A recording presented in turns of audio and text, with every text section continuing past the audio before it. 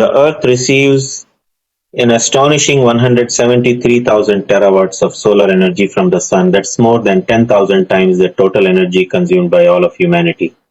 With such an enormous supply, could we eventually power the entire world using solar energy alone? To answer that, we need to understand how solar panels convert sunlight into usable electricity.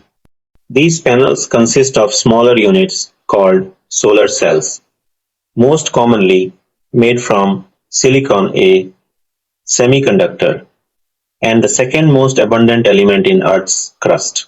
Inside each solar cell, crystalline silicon is placed between two conductive layers. Normally, the electrons in silicon are tightly held by strong atomic bonds, preventing electrical flow. But solar cells use two different types of silicon to create movement. N-type silicon, which has extra electrons, p-type silicon, which has extra spaces or holes for electrons. Where these two types meet, a p-n junction is formed, creating an electric field. This field allows electrons to move in only one direction across the junction, a critical feature for generating electricity. Now, imagine sunlight as a stream of tiny particles called photons constantly bombarding the Earth.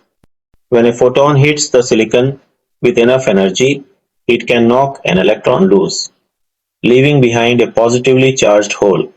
Thanks to the electric field, the free electron is pushed toward the N side while the hole moves to the P side. The mobile electrons are collected by thin metal contacts on the surface of the cell. They travel through an external circuit, powering devices like light bulbs, before returning via an aluminum layer on the back of the panel.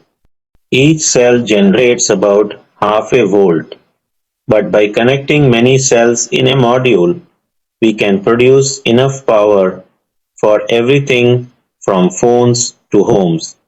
The only moving parts in a solar cell are electrons, and they always return to where they started.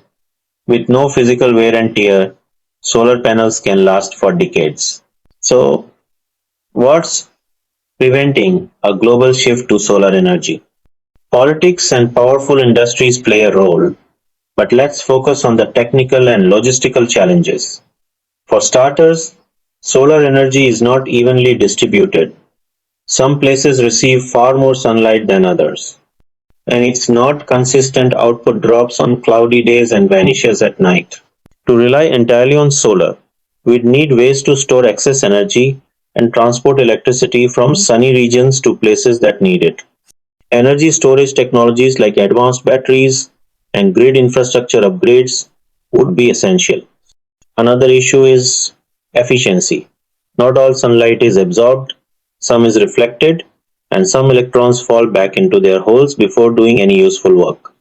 The most advanced solar cells today convert about 46% of incoming sunlight into electricity, but most commercial panels are between 15% and 20% efficient.